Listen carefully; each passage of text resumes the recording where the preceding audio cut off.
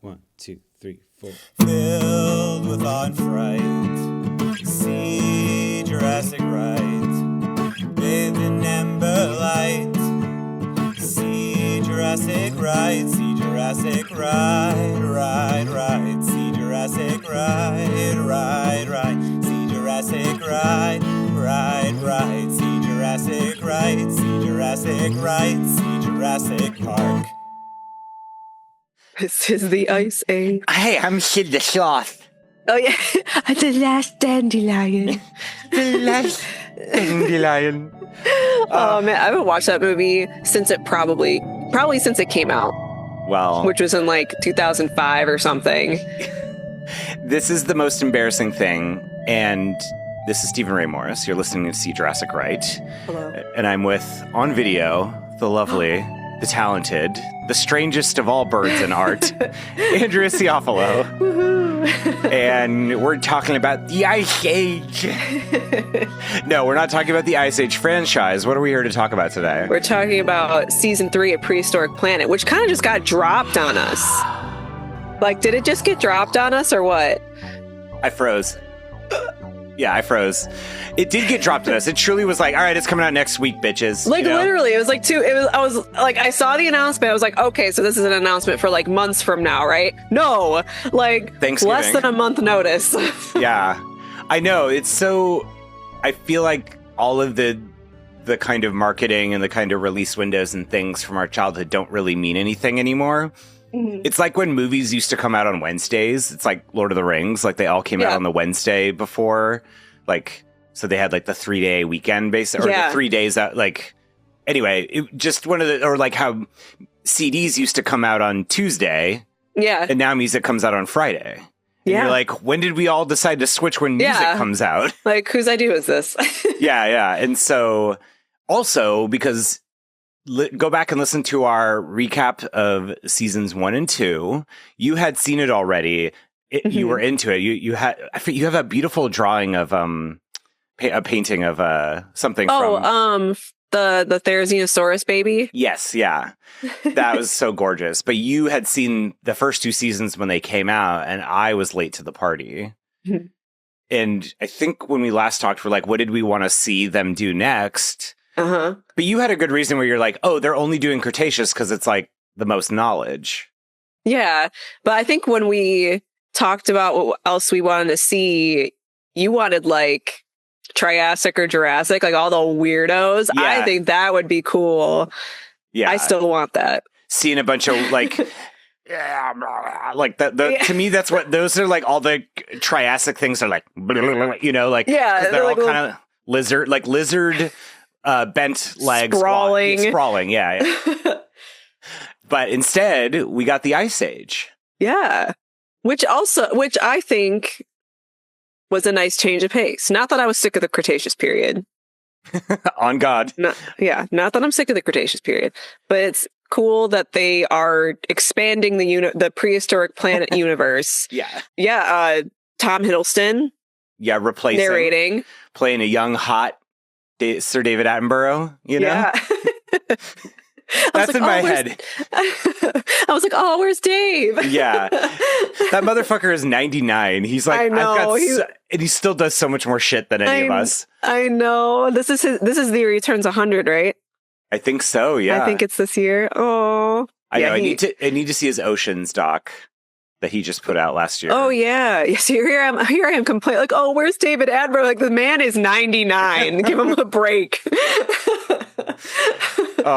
He can only handle one project at a time. Look, Prehistoric Planet, that's why you couldn't get him back, because you announced it like a month before it came out. Give him no time. He has other things to do.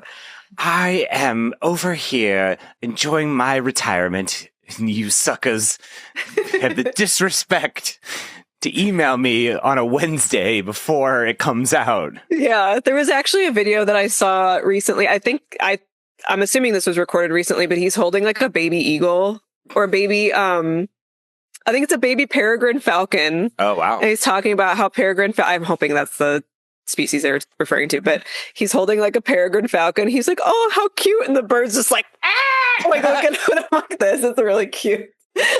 I'm gonna look that up. Find it. Yeah. But I mean, yeah. So it's 5 episodes, hosted by Tom Hiddleston, and yeah, we're in the Ice Age. And how do you feel about the Ice Age in general? I'm kind of. I'm such a theropod girly. Yeah. That is like, I don't really like, not that I don't care, but it's like mammals, like that's not cool. That's not as cool to me as like theropod dinosaurs. Sure. So I was still excited because it's like something fresh and new that maybe doesn't get as much. I mean, the Ice Age does get quite a bit of attention, but as far as like prehistoric time periods go, it's usually like Cretaceous that gets all the attention because that's where all like the heavy hitters are. Yeah. So it was still exciting, especially when I saw the trailer and I saw there were going to be terror birds. Yes. Love terror birds and giant moas. Yes. It's like birds. And also, and we'll get into the series and why I almost maybe like this season the most, weirdly, out of all 3, is seeing the different non-cold shit. Do you know what I mean? Like deserts and grasslands and like all that stuff. And I'm like you, Andrea. I'm like, Ice Age, woolly mammoths, like they're too similar to what we already have. Yeah, Smilodon, love a good saber tooth. Like that's very fun. When it was maybe the second to last or in the last couple of years of the Percast, we interviewed some people at the La Brea Tar Pits, and we got to go like behind the scenes and like experience that, and that'll come up later. So I do have like an appreciation for it as a time period. And you know, when we're at the Field Museum, you go into that room and you're like, oh shit, we're in the Ice Age room. You know what I mean? There's the giant ground sloth. There's this doesn't Charles R. Knight have a Stegosaurus painting or like a deer paint? Like, yes, that is like one of the last ones, if not the last one that you see walking out. I think there might be one after that has woolly mammoths on it, maybe, or it might be on the other wall. I'm trying to picture it, but it's one of the last ones you see. There's like in the Evolving Planet. There's wonder because when we covered Charles R. Knight, not all of them are currently on display anymore, but there's also like 1 or 2 where they're like, you know, they're like, we just need to put something on this wall. Yeah, well, I remember when we were doing that episode, there's a giant moa painting that exists that I by all counts, the Field Museum has, but it's not on display anywhere, and I want to know where it is. Yes, we never got our answers after I want to see it. We're calling you at Field Museum again. Yes. Where is the giant bird? Yes. So I think both of us are coming at this with like, it's not necessarily our favorite thing, but like you said, it's something new. And, you know, Prehistoric Planet, visual effects wise,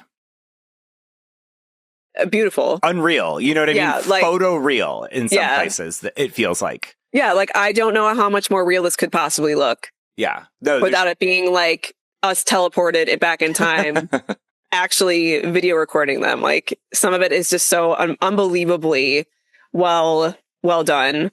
And I know they have a whole team of artists and scientists that help make them look so realistic. It's just, Well, and even obviously they have a harder job because it's fur, you know, for a lot of the creatures. And also I think just appreciating the integration with the environments, like that these creatures are swimming and stumbling through the underbrush and through the ice and snow, like all of the hard work that goes into that too. You know, it's, The other thing too, I briefly before we get into the season, it's really embarrassing. I saw the only movie marathon I've ever done, really, other than just rewatching all the Avatar movies and then going to see the third one again. My original trilogy, not Lord of the Rings, one of Andrea's favorites and mine, was I saw the first 2 Ice Ages and then went and saw the third one. No way. In college, because the third one had dinosaurs, little reversal. Oh, yeah. And, you know, all those movies are like 70 minutes. So it was like, you know, super easy to do. Oh, yeah. Knock that out in an afternoon. Yeah. So, but yeah, I think Prehistoric Planet, it's like, okay, like you have my attention. If Prehistoric Planet's doing the Ice Age, like, I'm on board. So, yeah, my biggest question to you, I mean, overall, what did you think of the season? Was there any, like, standout moments for you? I mean, we'll get into each episode a little bit, but was there anything in particular that, like, the one for me that really stuck out originally was, like, how sad the great ape one, you know? Yeah, that one. I felt really sad after that episode. I know like, the show got more sad and beautiful as it went along. Yeah, I was like, he will get no answer. It's like, oh my God, he's by himself. He wants someone to share it with. Yeah, the berries. Oh, yeah, that one was very sad. Well, I already mentioned this earlier, but the terror birds. Yeah, very excited for those. I don't think they mentioned what species of terror bird. They just said terror bird. And I noticed that a lot. That was a theme this entire season that I don't think we experienced in the last ones, where they weren't giving us like the species name of anything. They were just saying giant sloth, giant bear, giant lion. Yeah. Or just like type of saber tooth. Like they weren't like giving us giant armadillo. They weren't giving us like names. I was like, what is this? Like, and I'm watching this and I'm like, what terror bird is this? Like, did they give us the name of I don't think they did. I think they just called it a terror bird. No, the scimitar-toothed cats. That was, yes, they specified a couple of them, but other times it was just saber-toothed cat. I was like, what type of saber-toothed cat? And then the sloth, like giant sloth. I'm like, what? Which one? Yeah. Which one? Yeah, there was a lot of mustard on that ham, you know? Like, yeah. No, that was, yeah. And I think this will tie into going into this discussion. Like, I noticed that too. It was interesting that there was almost very few species names that they mentioned in general, maybe to make it more digestible for audiences. That's what I was thinking. Yeah. But yeah, I don't know. I just like, why change it now? Yeah. Like they could give, like, why not give the species name and then just refer to it as a giant sloth afterwards? Sure. Or refer to it as a type of saber-toothed cat. Like, I just thought that was a weird, like, I don't know. I don't know if that's like would be a flaw, but it stood out to me that they weren't calling them. I wonder what species they were basing. Yes, exactly. Yeah. This off specific? Of, you know? Yeah. Well, no. And so to me, I guess the one part that makes me love this season a little bit more, and maybe it's just because I need to go rewatch seasons 1 and 2, but it felt like such a strong narrative, like the Ice Age itself, because it's a shorter amount of time. Yeah. Essentially, that this narrative of, like, for me personally, because I didn't really know that much about the Ice Age, like just the narrative of like how the planet changed and how the Ice Age itself changed the planet, of like, oh, I didn't realize, like, well, if all of the ice is, if all the ice is going in, I was going to say, if all the water is going into ice, then the sea levels are going to lower. And then there's going to be not as much water in the air. So then that's how deserts get created, and how the cold made bigger creatures because the bigger you are, the more heat you can retain. Like, I like that there was kind of a narrative of how, and then as we go through as you go through the episodes and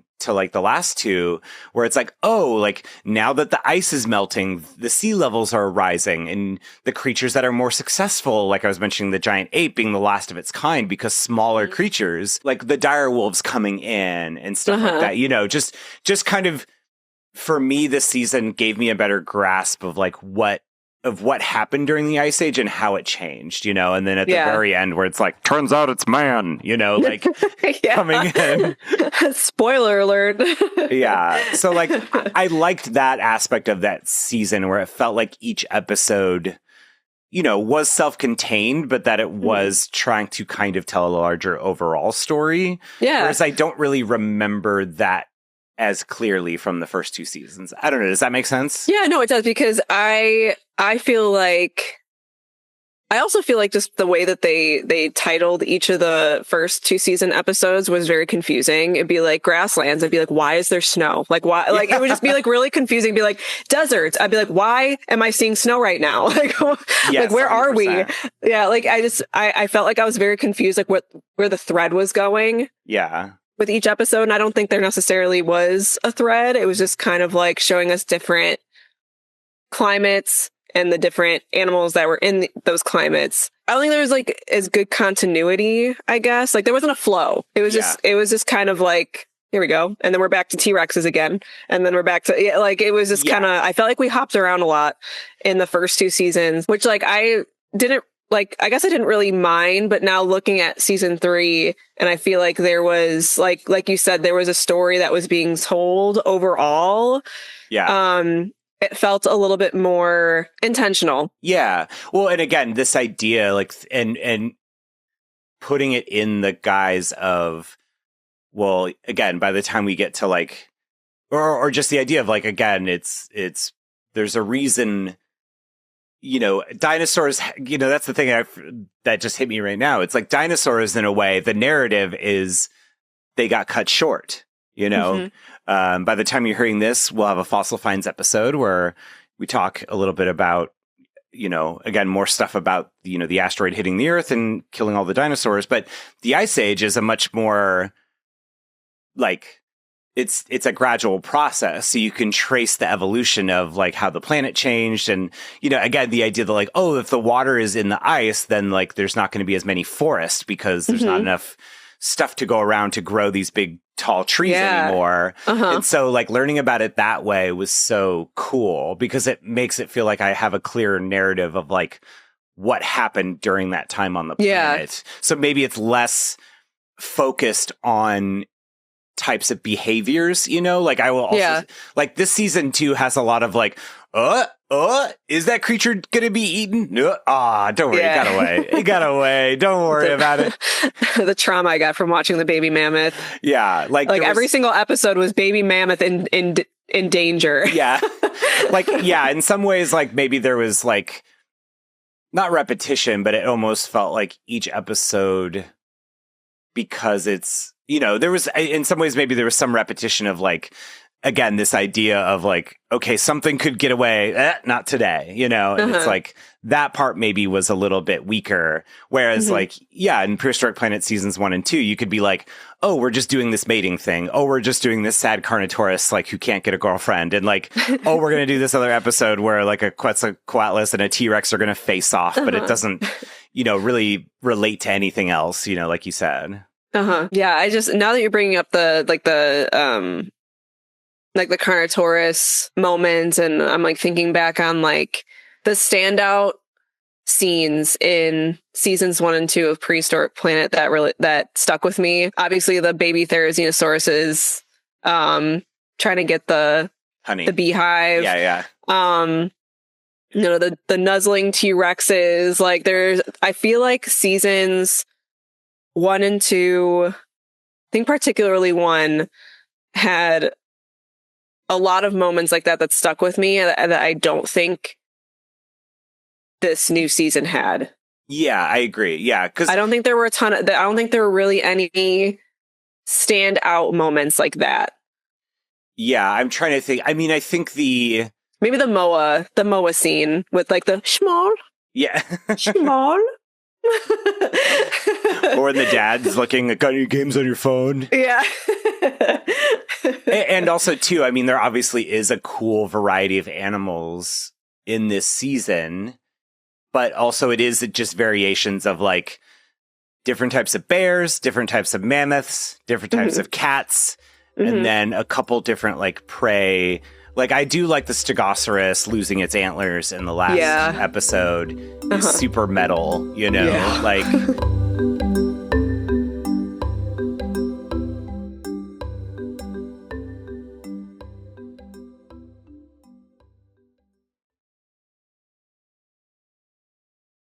But yeah, I mean, I guess, you know, maybe we can just go through each episode and if there's something that stands out. Obviously, the big freeze is the first episode.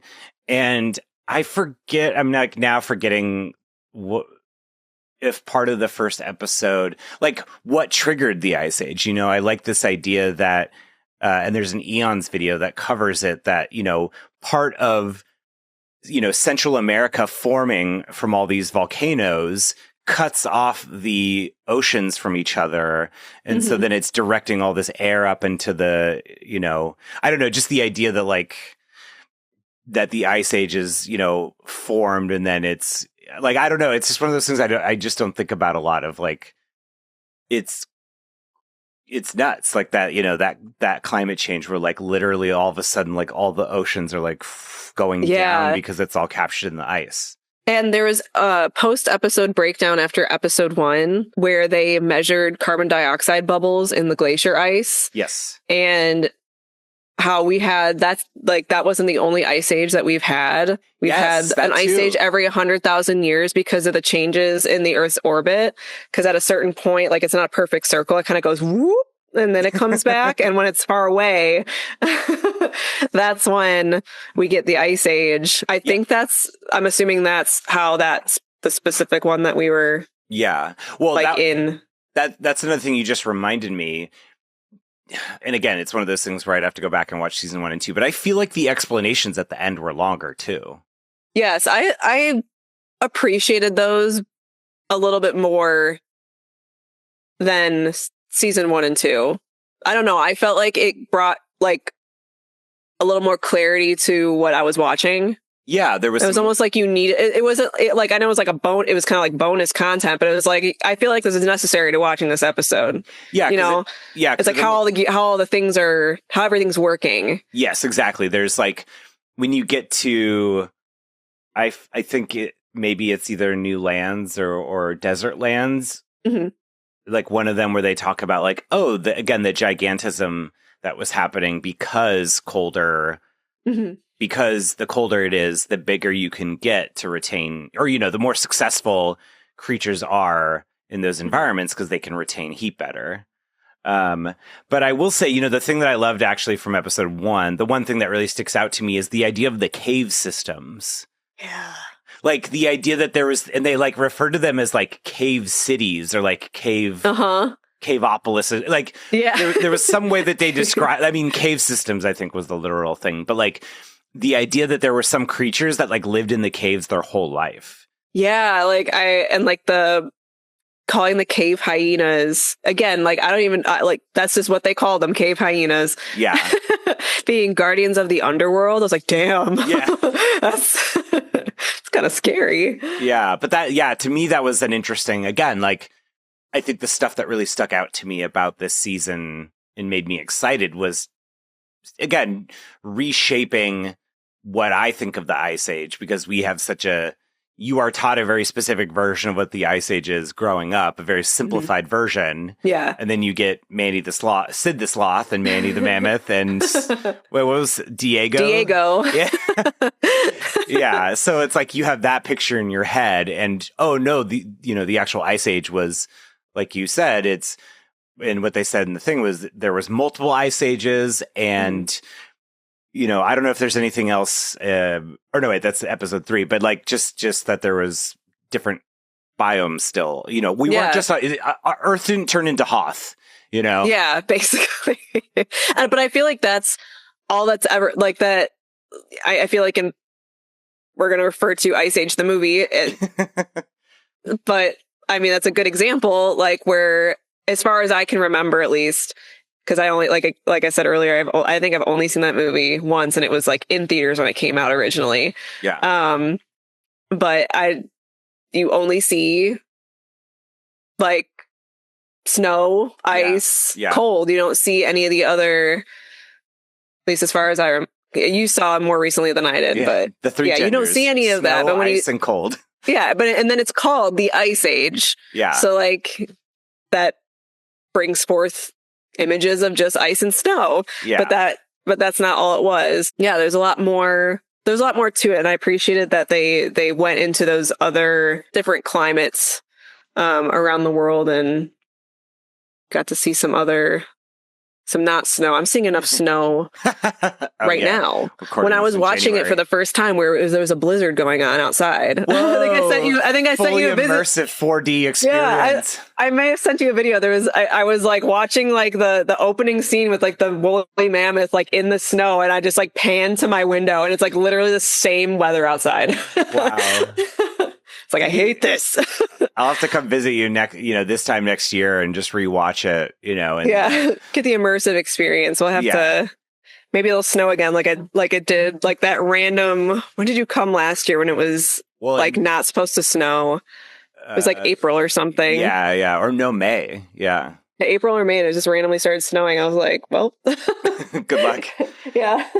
And then, episode 2, you're right. The episode titles aren't as evocative, but they're kind of like more descriptive, as far as the themes go. And New Lands talks about the Great American Interchange, which and I was referring to earlier about, the land bridge, aka Central America forming. Mm-hmm. Mm-hmm. And then creatures from South America going to North America and creatures from North America going to South America. Mm-hmm. Yeah. What did you think of this episode? Kind of like the exploration. I think this was at the beginning of the episode, like the discovery of new species through the POV of that squirrel. Yes.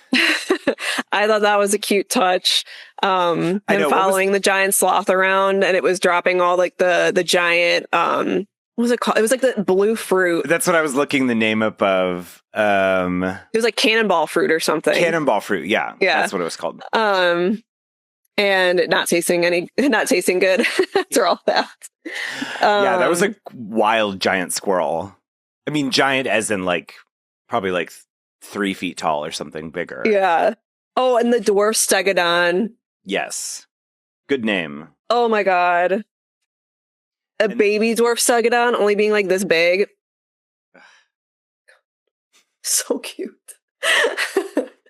I know that made me think of, because in Jurassic Park, John Hammond in the original book makes a pygmy elephant to show off the like genetic power that he was looking for investors. So it kind of reminded me of that. Like again, this baby out, this tiny and those horrifying, like giving Miyazaki's The Boy and the Heron a run for its money as like these like giant storks, like look, just like like, 6 feet tall. Oh my God. Yeah. That was another harrowing scene where I'm like, you better not hurt this baby or so help me God. I will stop watching immediately. No, I'm kidding.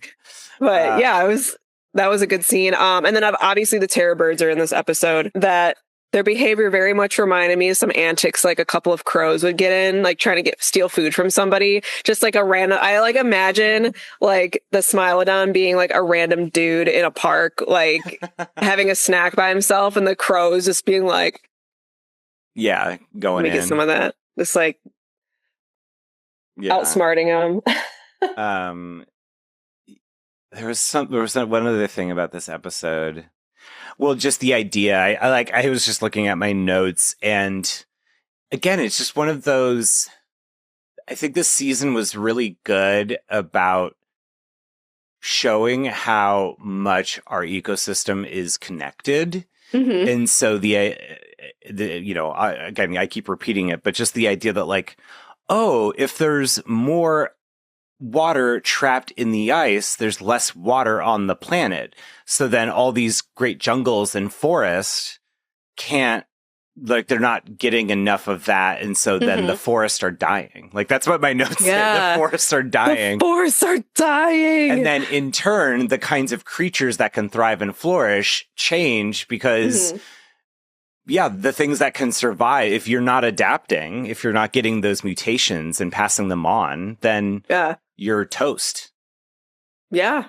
So nuts. I noted after the behind the scenes that because of all this growth with the forests, there's an abundance of food, and that's why these animals were able to get so large. Yeah. Because there was so much food.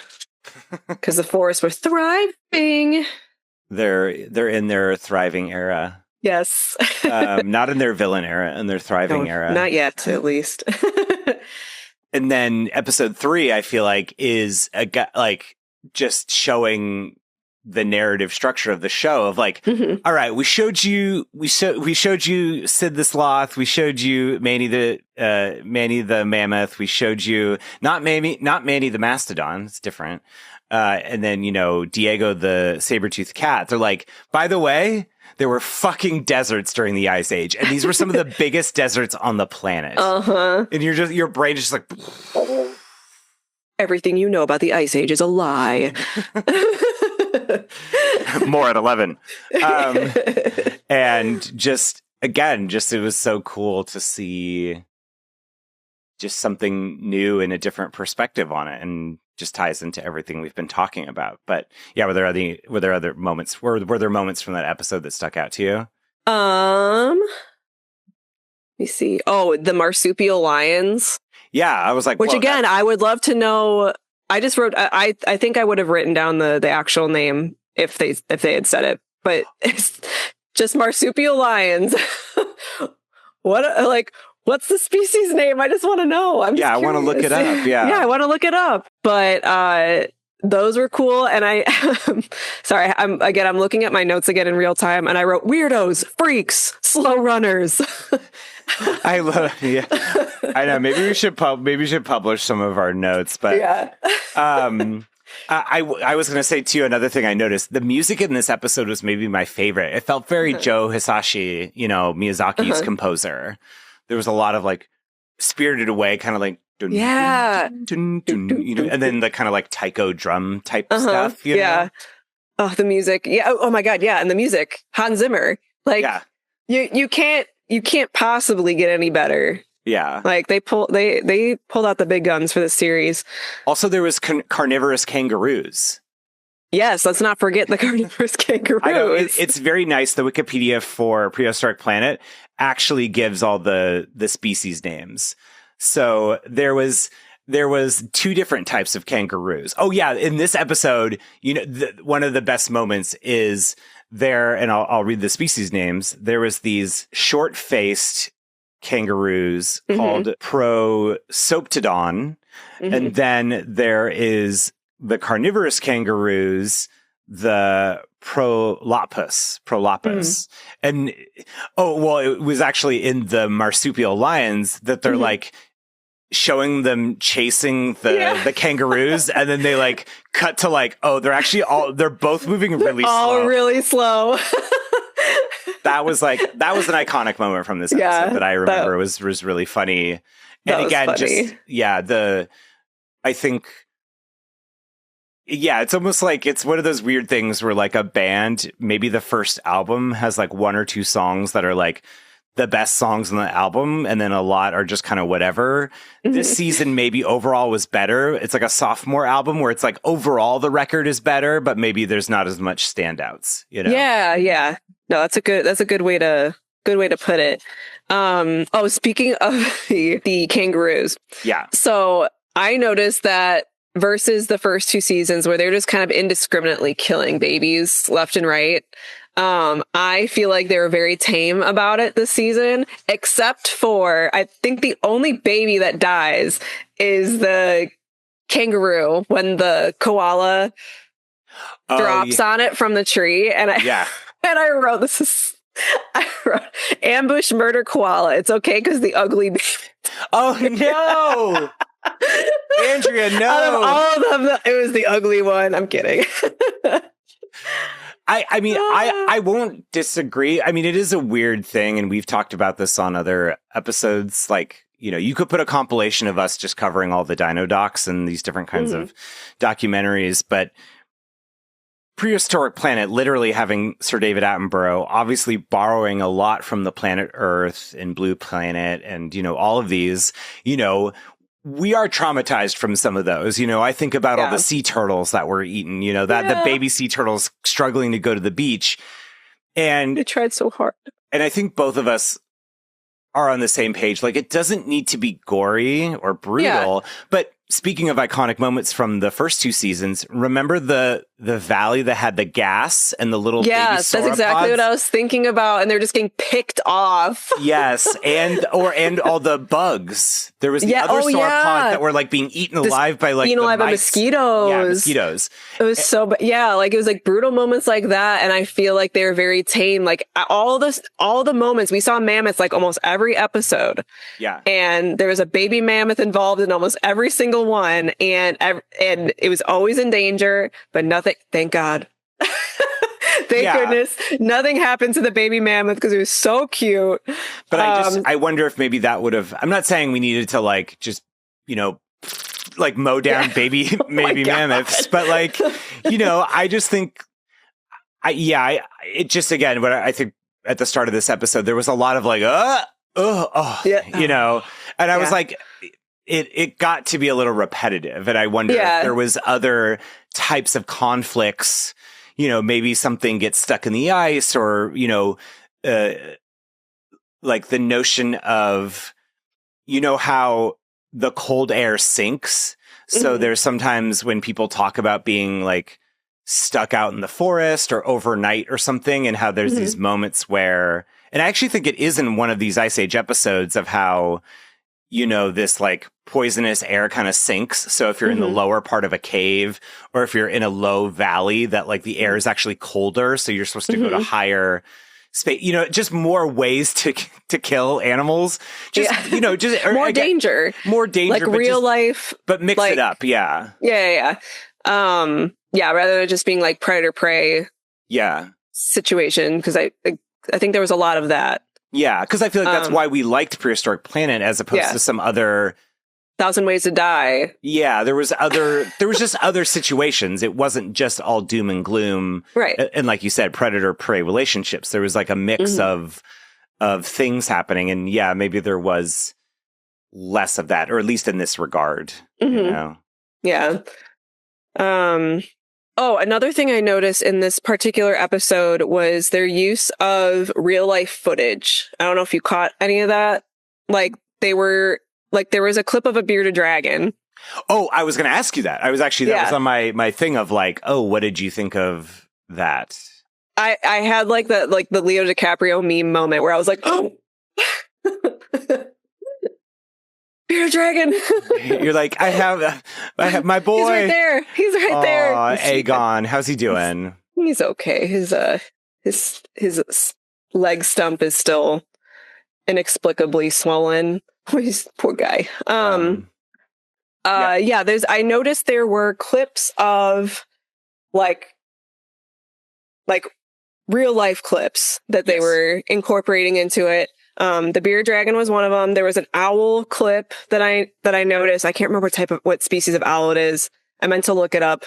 But that was my question of like, because again, to your point of them not naming anything, in my head watching this, I was like, oh, is this some sort of like extinct owl or bearded dragon, like that lived during that time? And I think I even looked up at the time if bearded dragons were even around, and they were to some extent. It wasn't like the exact same species that is like that I have right here, but it was like a type, like an ancestor of bearded dragons that I guess were similar enough that they could get away with just using footage of or maybe it wasn't a real bearded dragon and they're so good that oh my god, the CGI. Oh, shit. Yeah, the CGI is so good that it fooled me.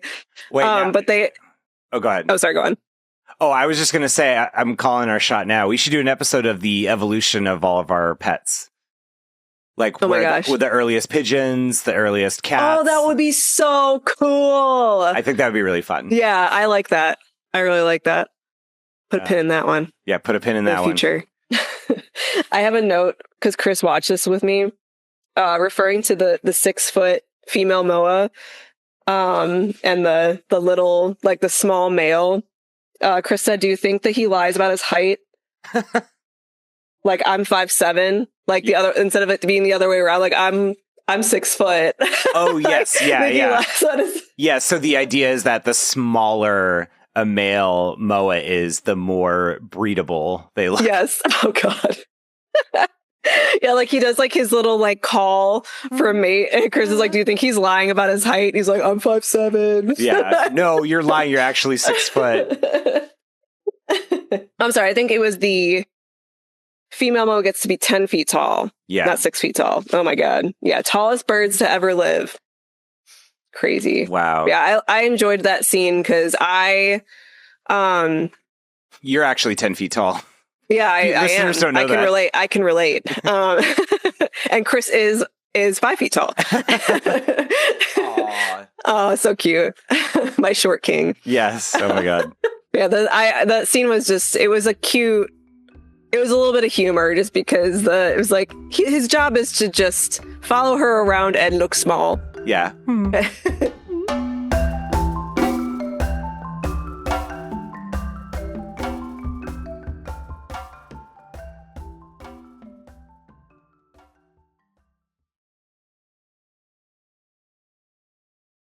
And obviously, Grasslands continues the trend of like showing us not ice.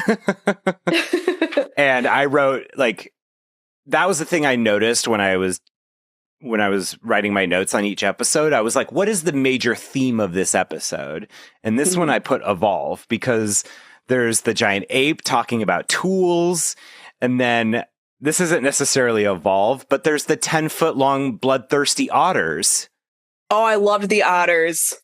Can you imagine something coming after you going like, you know? The fact that they make the same sound too, as like they were using the same sound effects as like real otters where they're like, but it's like, but it's like, like the length of this room probably.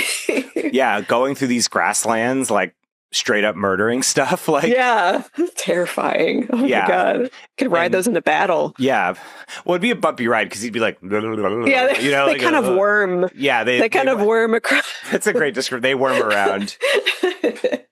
They're very new. They have legs, but they're very noodly. And that was the fun. That was the other fun hyperfixation kind of fact that grasslands covered 1/3 of the planet. So it's like, you know, we have these deserts, we have all these things covered in ice. Like that's the big three. Like during the Ice Age, or at least speaking more generally, because obviously there's multiple ice ages, but at one point it's like maybe not 1/3 ice, 1/3 desert, 1/3 grass. But the idea that they specifically said 1/3 of the planet was covered in grasslands is kind of, I don't know. It's again, just reiterating the fuller picture of what the planet looked like at the time. So interesting. Yeah, it almost feels like three extremes. Yeah. You know what I mean? Like ice, desert, grass. Like no forest. Again, going back to the ape, which was called Gigantopithecus. Gigantopithecus. That's such a good name. It has a good mouthfeel. It does. Gigantopithecus. Gigantopithecus. Pithecus means ape in Greek. In case you were wondering. Oh, all right. Yeah. But yeah, again, using tools. Look, we all, can you imagine if we all just had like a twig where we just like stuck it like in a, you know, ramen? We just took one chopstick and we're just like, one chopstick. You know, like, we haven't evolved to use two yet. We're just using one. Yeah. Shoveling in our mouths. But the giant ape just was so sad, you know? Yeah, that one hurt. Like that one really hurt on the two, both watches. I was like, oh man, I'm sad. Well, and even just the idea, because going from something like dinosaurs to the Ice Age, where it's, you know, tens of thousands of years as opposed to millions of years, but then finding moments to be like, you're right. Like at one point, you are the last of your kind. Like that is so existentially despairing. Like it's just like that is like such a deep hopelessness. We were like, there's literally no hope. Like I am the last of my kind. At some point there was an individual, well, unless they wiped out whole families, you know, but like because I mean the reality is maybe there is somebody who was the last of their kind, but they were with like, I don't know, they were like maybe the bros were hanging out and they got washed away in a flood. It was four bros left. And they're like, oh, I guess we can't make any more of us, and then they all just maybe they just murder suicide themselves, like there's no point. Can't do this, man. Prehistoric Planet, for the next season, you got to find some more variety in the way, more ways to existentially scare us, Yes. Well, it just got me thinking, because it was talking about how the forest at the time that the Gigantopithecus, when they were talking about the Gigantopithecus and he was by himself, the forests were starting to go away at that point. And had me thinking about how, we get a ice age every 100,000 years, and how in the grand scheme of time, that is a pretty short amount of time. Like, imagining the amount of species that we lose at the beginning and end of each of those periods, where we're losing, like the fluctuation. It's crazy. It's like, and I didn't really think about it until just now. We were discussing the giant ape. That they're like it. I feel like in the grand scheme of time, if you think about how species evolve, like it could take millions of years for certain traits to pop up in a certain species, and sometimes they don't even get that much time. Because their environment's changing so rapidly 100,000 years. But I mean, as far as the stuff we talk about, that's pretty rapid. I learned recently there was an Eons video that mentioned that India was, when we think about how quickly plate tectonics move, it's like a lot of things are like 2 centimeters a year. But at one point, India was moving at like 16 centimeters a year. Like that, to see what the land, just magic, just. Because it was being pulled by 2 plates, and then obviously because the Himalayas are some of the newest mountains, if not the newest. Because the fucking India, when it was an island, when it became separated from Gondwana, just went, and slammed into Laurasia and then created the Himalayas. That's insane. Because again, it's just thinking about how slow things are in some respects. And so it gets that part, again, of the, where you feel kind of high thinking about when, you're saying, when the speed doesn't match anything around it. And so another part of this show is showing all those big changes, and going into the final episode, the big melt, the big tuna melt. I am very hungry right now. I haven't eaten today yet, other than an orange, but oh no. But I think this is my favorite episode, and I'm curious what your thought about this, Andrea, because it just had so many cameos from stuff that we've talked about. We have fucking dire wolves in this episode. I know. I was just about to say that. I was like, things are getting dire. And then jump scare La Brea tar pits also. Yes. The La Brea tar pits is, I have and maybe I'll include it when this episode comes out, but when I met I haven't said it on this episode, but as of this recording, Sarah McNulty, the squid scientist and Skypa scientist, and Allie Ward from Ologies, they did a fun, good, bad art, life good, I forget how it was framed, but it was like a crafting night to make science themed art and zines and, all that kind of good stuff. And I met a ground sloth scientist. And obviously that's a big part of the Ice Age. And there is a ground sloth on the grounds of the La Brea tar pit, and you can kind of do a prom photo, you're being held, as if it's has its arms, holding you. And so that was my profile picture for many years, actually 10 years. Again, we're recording this when it's all the 10-year trend. So I'll probably post that, but there you go. But one of those things, this episode I really loved because there was just a lot of moments where it was showing you iconic Ice Age stuff, but just kind of in new ways and kind of felt exciting. Like, again, showing us the horrible trauma, having us relive the horrible trauma of things getting stuck in tar, you know? Like, it just, this episode kind of like had it all, you know? Yeah, it was a good episode. And yeah, like I particularly really like the tar pit scene, and then the megalosaurus that we talked about, the giant deer. Oh, I think I said stegosaurus, but megalosaurus. Well, yeah, I honestly, I didn't even look. We're blaming Prehistoric Planet because they wouldn't tell us the fucking names. Yeah, giant but deer. release the files. Oh, really? Wait, that's a different list. Oh my god.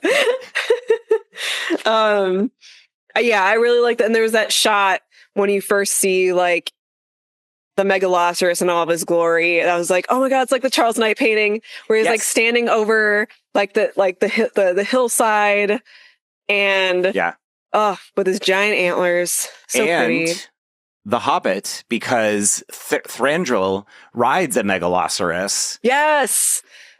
Oh my god! It's all tying together. Yeah. Oh, manatees. Yes, manatees? At the beginning, I meant to mention that, like the giant manatee, and I think. Another theme I'm sensing in our conversation about this is we like the humorous moments. The humorous moments were all really kind of a new twist on things. And I love the beached manatee and the bear being like, what the hell do I do with this thing? Bear not being able to eat it. Yeah, he's like, just bite it. I just bit the microphone. Yum. Yeah, the stellar sea cow. And it was the short-faced bear, which is Arctudus.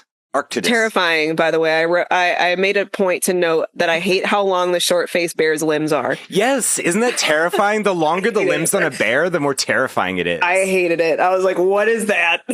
I'm so curious if it is actually an ancestor to a polar bear, because it kind of had grayer fur, you know? Yeah. And I think it compared the size, if I'm not mistaken, to a polar bear. Yeah. At least one of the bears I remember was compared to the size of a polar bear.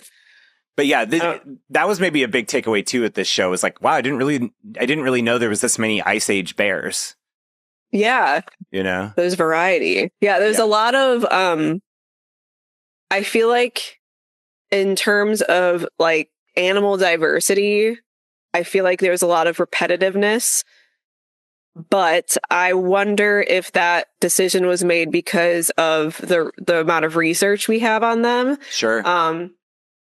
Especially in regards to woolly mammoths. Because like I think we saw woolly mammoth in every single episode, if not most of the episodes. Yeah.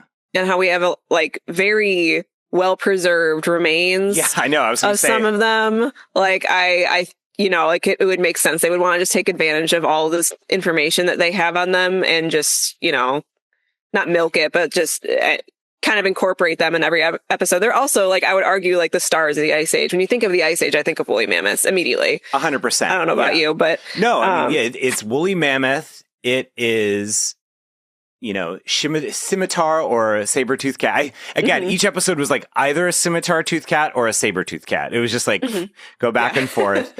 Yeah, and I think it is. If we're doing a tier list. Or not even a tier list, but like a full ranking. It's like mammoth, some type of saber-toothed cat. Would you say it's a sloth? And then like one of those weird armadillo, like stegodon? Or no, not stegodon. There was one of those giant armadillos. I feel like that's kind of like whatever. Again, they didn't give us all the names. Yeah, again, very inconsistent with the name giving here. Yeah, but I did, like you said before, I did love the tar pit scene.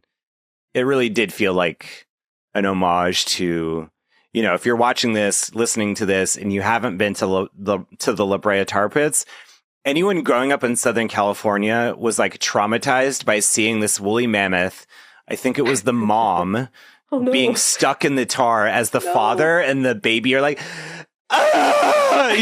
like just like watching as it's sinking slowly in, and it's just like, I have to live with that. You know what I mean? I'm like 7 years old. Like my parents are split up. I go up to my dad's over the weekend, every 2 weeks, and like we're out to go to the La Brea tar pits. Here's a fun activity. And it's like, what's that, Papa? You know, like, oh no.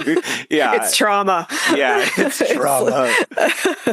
Oh, yeah. But it was cool that they didn't just redo that thing. It was like this idea of the different predators trying to get in, the dire wolves, and then the Smilodon or, saber-toothed cat or whatever. And again, the woolly mammoth, like the idea of you being stuck and then you just die.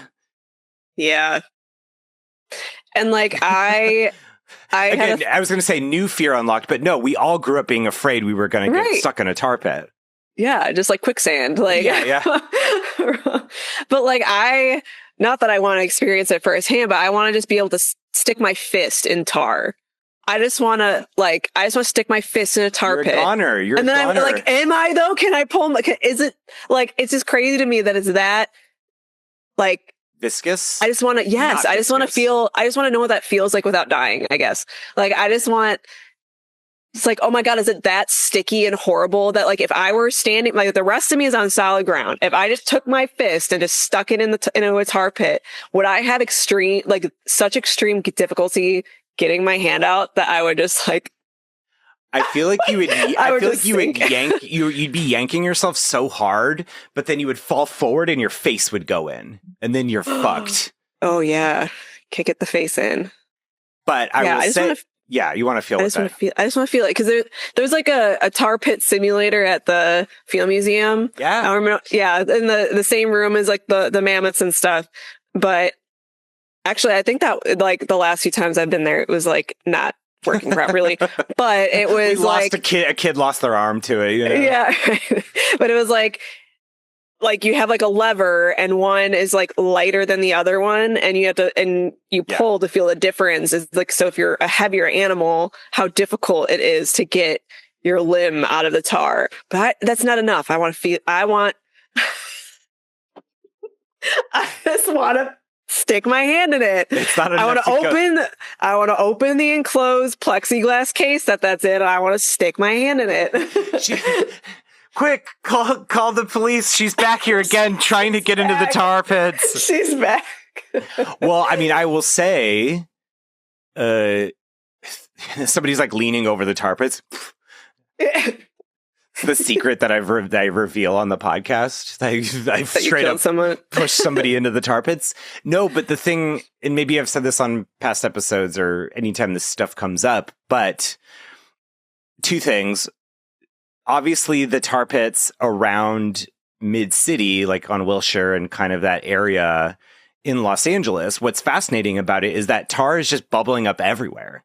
Mm-hmm. So it life finds a way. And so you will see all over the grounds of the Page and the La Brea tar pits, there's just tar bubbling up at different, like through cracks in the sidewalk, in the grass. And so depending on when it's discovered, you will have literally like, they will erect like a little steel kind of fence around it, even though it's like ankle high or like knee high. And, like saying, hey, this is like where some is bubbling up. And then to like, if it bubbled up last week, there's just like a fucking like traffic cone, like just like oozing stuff like bubbling out of the top of it, like a little school project volcano. Oh my gosh. And then some like caution tape, I'll include some pictures with this episode because it's interesting. But yeah, and then you'll notice, like I've lived in LA as an adult since 2011, and then I grew up in Southern California, so I went up as a kid. Even as an adult, maybe every couple years I'll go, and then you'll see new spots. And then two things that I learned recently is that there's some areas of parking garages around that area where it seeps out into the parking garage. Oh, no. So you're like underground, and then you'll see like a crack in the wall, like oozing stuff out. That's cool. And then to your point about like trying to pull something out, in the back parking lot of the Page, there's a really huge fenced off area that even has a chain link fence cage over the top because they don't want Andrea to go in there and be like, I was going to say people like me. I just want to know what it feels like. But I was there, the last time I was there was like around Halloween in 2025. and there was like a big stick that somebody had like poked through. So I like actually kind of did what you did and kind of was like poking it in there and being like, you know, like, you know, trying to like. So how deep is that one? It's gotta be deep, right? I mean, not deep, deep, but like deep enough where you could die. It was probably big enough that they had like put a cement, like it wasn't just the fence or the chain link fence over the top. It was like there was a cement enough like moat. So it literally looked like a little like pool, like a little square mini pool of tar, because that's how much was bubbling up from this part of the parking lot. Again, it is truly just like haphazardly, because they just got to be like whack-a-mole, you know? There's no plan. It's bubbling up everywhere. Yeah. And then, just the last word on that is I met a tar pit scientist who, I believe her name is Alexis, who did a talk at Cosplay for Science at the San Diego Comic-Con this summer. Mm-hmm. I gave a talk as well. With all the Cosplay for Science people.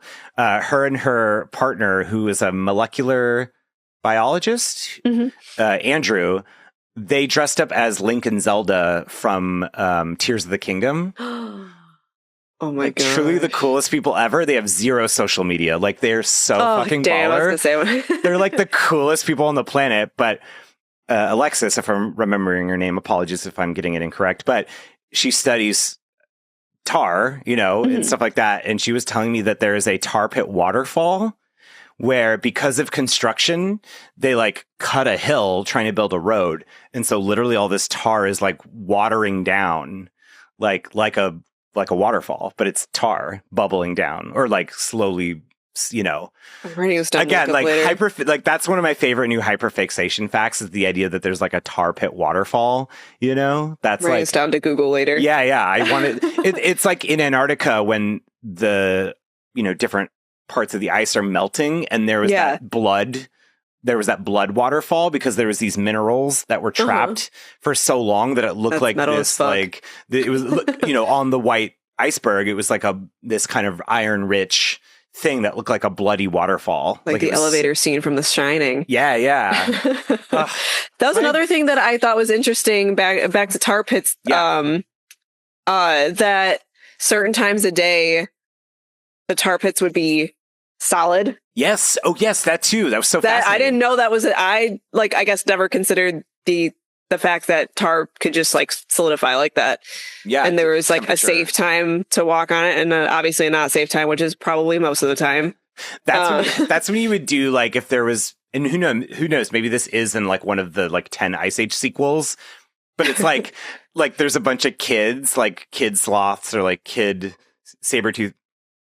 There's a bunch of kid saber-toothed cats, and they're like it's like in Finding Nemo, daring each other. Yeah. But it's like tragic, where he like dares the kid to go out into the tar pit area. He's like, no! And like they all run away, and they're like, we'll never speak of this again, you know? Yeah, this didn't happen. I know what you did last summer, Tar Pit Ice Age Edition. Yes. Oh my god. That would be just like some like 13-year-old kid shenanigans. Like, I dare you to walk out in the middle of this tar pit. I will say the one of the earliest moments where I felt like an adult was when I was living in London, and I was there during this like big snowstorm, like of the century. You know, schools were closed, roads couldn't be accessible because they didn't have enough, like the roads are so thin, or like they like didn't have ways to like pave, like to go through and de-ice certain roads, because like the roads are too skinny for like these big ice vehicles. It was a disaster. This was like 2010, like December 2010, January 2011. And I was like, oh, I'm gonna like, I can't go to class because it would take me like everything was shut down. So I'm going through this park, and I'm seeing a bunch of kids, like 13, like maybe even 10 to like 13-year-old kids, like playing on a pond, trying to like dare each other to walk on the ice.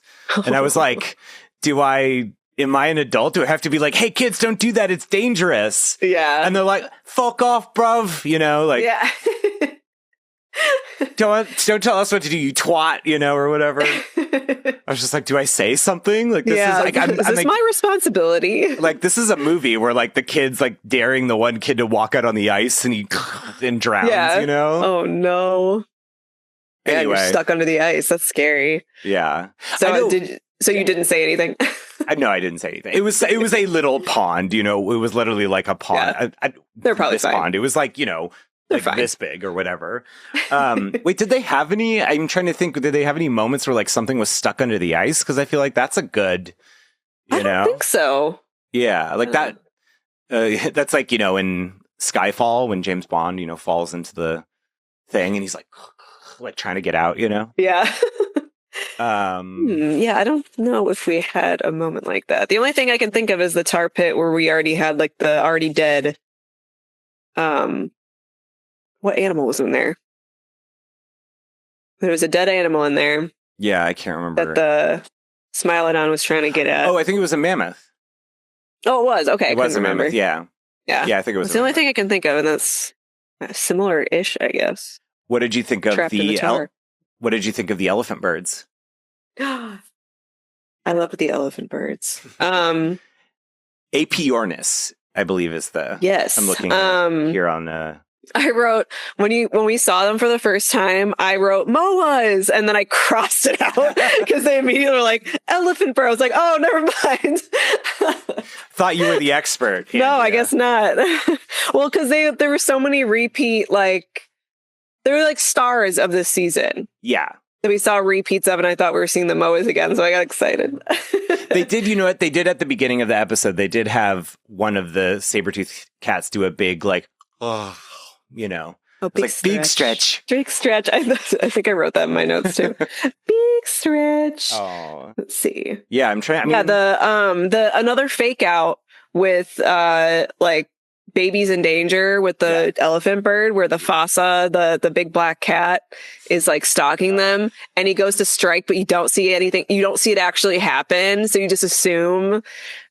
And then there was like the big field of elephant birds. Yes. And then the mom and the baby show up, and it's like, oh, the baby lived. I almost wish that maybe. Again, I didn't need to see like gore. You know what I mean? Like I don't need to see like it just. It just felt it made it so, like we're saying, I think that this season was that element of it was very less memorable because it was like, all right, it's going to be fine. By the last episode, you weren't really that worried. I did love the giant fossa because like Okapi obviously is my favorite animal. Mm-hmm. And the fossa is definitely like, I remember writing this article called like the next 5 hipster animals selected. Because like in like the 2010s, it was like owls and foxes and stuff. And then lemurs were popular and red pandas. And I was like, okapis and fossas are next, like. Heck yeah. Because like the fossa is a giant ermine. No, weasel. They're like a giant weasel. Oh, yeah. Because fossas live in Madagascar and they're technically like the biggest, they're part of weasel, ermine, stoat. They're more related to those than cats. Oh, I didn't know that. But yeah, the treatment of it in this episode made it feel a little more cat-like. Yeah, so. I think that's why I was like, hold on. But yeah, they have a very specific look. They're kind of just like cats, but long. long. It's like it was like the snake. They took it and they like rolled it like this, like rolling Play-Doh. It's like long Furby, like. Yeah. Oh my God. Long Furby. Yeah. Yes. Like some clay. Yeah. Wait, have you seen that? We've talked about this before. The Far Side comic. That's one of my favorite ones. God making all the animals. And he's like, the day God made snakes, and he's like rolling them out. And he's like, these things are a cinch. Like, it's my favorite Far Side comic. Easy. Yeah. But yeah, is there anything else in this episode? Again, at the end, it ends just with like, turns out it's man. Yeah, that can't forget about that. Because I was wondering because I kind of felt like they were gonna touch on it at some point. Because obviously, like, yeah, but they don't really because they don't. They show like a clip of them. It's like they pan out, and then there's 2 men standing over a cliff, I think it was like a mammoth herd. And it's like a new type of, they're going extinct because of other reasons. And it pans out. Wink, and then, wink, wink. And then it ends. And I'd be kind of bored, I think, if it, not bored, but be kind of like, I don't really care about what people are doing. I know. Both of all the animals on this planet that I could. Yeah, we're the least interesting. I don't care. is why we're friends, because I feel like we both have that in common. We're kind of like humans shit. Yeah, no, we're watching a nature documentary. I don't care about what humans are doing. No. We've done enough. Yeah, we've done enough. I've seen enough. Yeah, we have too much main character energy. I don't need this. Yeah, and I mean, and I feel like this may be, as far as the future of Prehistoric Planet, it'd be really funny if the next season is like early humans, and it's like, I don't know about this. I mean, I don't think they'll do that. Yeah, I feel like that would be, I think you could get into some problematic territory with that. Do you know what I mean? Yeah. The way you depict, I mean, and again, I've watched some videos and stuff, like Eons has done some early human stuff of like, Neanderthals weren't necessarily like more primitive than humans. That was another like human bias of like, oh, clearly these big dumb ones like we wiped out. It's like, no, actually Neanderthals and Homo sapiens, mated together, and they lived well into each other's time periods, and they, so much human bias in all fronts. But yeah, I definitely wouldn't want that to be the next season. Like, what would you want to see the future of Prehistoric Planet? I almost wonder, because they did 2 seasons on the Cretaceous period. Yeah. I wonder if they will do another Pleistocene season. Yeah. But the way that they ended it, because like, if they end with like, oh yeah, humans are here and they're fucking shit up, like, do you just continue on without showing humans again? Like, I don't know. Like, I wonder what they're going to do. I'm like wondering what they are going to do next. Cause I mean, I feel like we're probably going to get surprised with season 4 at some point. And they're coming out. I feel like they're coming out with these seasons relatively fast. Well, in the grand scheme of things, like if you think about like Game of Thrones, it takes like 2 years for them to come out with one season. Yeah. But I feel like, I mean, season 1 of Prehistoric Planet was only like 3 years ago. Yeah, Prehistoric Planet season 1, I believe it came out around the time as Dominion. Mm-hmm. So 2022. Yeah, so it'd be 4 years, but still 3 seasons, 5-6 episodes each, but like very well researched, very well CGI animated, like seasons in this short amount of time. I feel like that's relatively fast. Yeah, I wonder if maybe the next season will come out at the beginning of 2027, Yeah. Unless they've already started working on it, where like they've actually been working on the second of the Ice Age seasons, so that it'll come out like at the end of this year, maybe. Mm-hmm. Like have it be like always like a November thing from now on or something. Mm-hmm. Yeah, I wonder. I kind of feel like they might do another Pleistocene season, but I would love a Triassic period. Yeah, I think the Triassic would be, because I feel like Prehistoric Planet has a chance to recontextualize and give a lot of new information. Like, I feel like that's why I love it so much, why it like, we rewatched Walking with Dinosaurs, and it feels very of its time, and it feels like an earlier era of paleontology. And so it would be cool to get, what is the Triassic? What do we think of it now? Yeah. And what are all the new things that we've learned? And that makes me think it'd be really fun to see like the Cambrian explosion or something. Like really get like Anomalocaris and like get into all the weird trilobite noodly things, just like all the freaky guys in the ocean. Oceans of like fungal mats, and like really go alien with it, know? Yeah. Because there's so many possibilities. Because also, I wonder if that would like, as far as the CGI goes, and like you are depicting these alien worlds that are like kind of technically simpler. You know what I mean? Like they're simpler life forms. They're like, not all of them, but like, you know what I mean? Like it would be cool to see depicted Tiktaalik on land. That motherfucker. Like all of us watching that season. No, go back to the sea. How dare you? Just all of us just like flipping him off, Yeah, that would be the number one thing I'd want. It would be really, because it would just feel like of the time right now, because TikTok has become such a meme, like it would be fun to see that full story. And, I talked to Kirsten Formoso about TikTok, and one of those things where the TikTok expert, right? Yes. Well, she wasn't a TikTok expert, but just it came up in the idea that like, other forces had to lead to TikTok being on land. So we can't, and also, we had to get through the dinosaurs and we had to get through all these other things before humans. So, dinosaurs could have, there's many people to blame for why we have to pay taxes. We shouldn't necessarily just put the blame on TikTok, but it's so easy to, though. Yeah. Just because it looks like that, like one decision. Yeah. Going on land. He's long dead. We can talk as much shit as we want. That's really beautiful, Andrea. Yeah. Well, I mean, is there any other thoughts on season 3? No, I thought it was A+. I mean, not my favorite period of time, but it is just such good. Oh, it's just such a good documentary series. Yeah. Like knocks it out of the park. Like even though we didn't have those like as many like funny, maybe standout moments that we did in previous seasons that really stuck with us, I feel like I learned a lot. Yeah. I feel more than the I feel like I learned a lot more, and that could just be because I'm not as focused on the Ice Age personally, but I learned a lot from that season. Yeah. I thought it was very good. Yeah, I think I Thumbs up.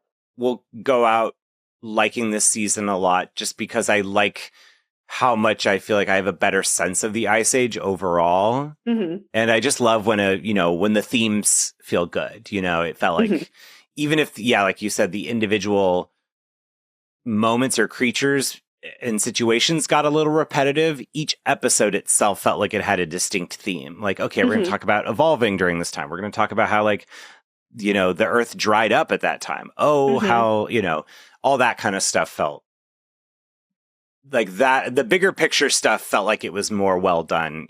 Yeah. So. And I think that was a big critique with, at least from like what I've seen other people when they were discussing the first 2 seasons, that it was there wasn't like a, cohesiveness. Like there was no cohesiveness. It was kind of just like hopping around. And I feel like the showrunners must have taken that into account. And yeah. And we still haven't watched the new Walking with Dinosaurs. That's right, we haven't. I mean, I heard. I know. That's what I'm saying. And if we haven't brought it up on the podcast, I feel like we've just heard only negative things about it. Yeah. So it really has scared me from watching it. But yeah, it's free though. Like, might as well I think one of these days I'm just going to pop it on in the background or something, and I'll. Yeah, I mean, it'll be a fun conversation that we'll have on the podcast. Yeah. Often on the podcast as well too. So we'll get to it. But yeah, let us know what you thought of Prehistoric Planet season 3. Are you, if you're listening to this, are you, again, biased against dinosaurs in a way that you're like, this Ice Age stuff, whatever. Like I'm happy with this episode in our chat, because it's like, we learned a lot of cool new stuff. Did you know that the planet during the Ice Age was 1/3 covered in grassland, because actually all the moisture was pulled in the ice in the ice, so that the planet was drier, and so jungles couldn't thrive. Actually, wasn't all ice. Yeah, it actually wasn't all ice. Greenland is green, and Greenland is ice, and Iceland is green. It's green. Yeah, we are learning. Yes. Where can they follow you, Andrea? Strange Bird Art. The strangest of birds and the strangest of hearts. That's your like Game of Thrones title, I'm strange and I do art. Yes. Awesome. Instead of the I drink and I sorry, that was supposed to be a play on I drink and I know things, but I feel like that didn't land. I've only ever seen that was my attempt. I've only ever seen the 9th season of Game of Thrones. Oh God. Yeah. Oh no. It's bad. Oh no, you gotta watch like the first 3. Then you can stop. Yeah. Then you can stop at the Red Wedding, and then I'm good. Yeah. Etsy.com/shop/ Yes. See Jurassic Right for all the Jurassic June merch from yours truly. But I'm pointing. If you're listening, go watch this episode. I pointed at Andrea. And yeah, Stephen Ray Morrison, all the things. We have a Discord, Patreon, obviously. Then you can hear and even see, for one episode so far, Andrea and I talking about all of the awesome dinosaur and paleontology news that's fit to print. Not fit to quit. It's like we're quitting? Yeah. I wish I could quit you, but I have to learn about dinosaurs and lots of other cool things. I mean, again, the most recent one, when this comes out, we have done an episode on Nanotyrannus and more biodiversity during the late Cretaceous. So that one's also on video. We filmed it on the same day. So if you go to that, you'll see our outfits are the same. And we're starving. Yes, and we're starving. So with that, we will leave you on, again, Ice Age wasn't all ice. Who knew? No? Not me. Who'd have thunk? It is all ice out here, though. Okay, well. Can't see that, but. Godspeed. It's bad. Hold on to your butts, and we'll. This is just the tip of the iceberg. Until next time. Ooh, good one. With claws wide open. Wide open. Okay.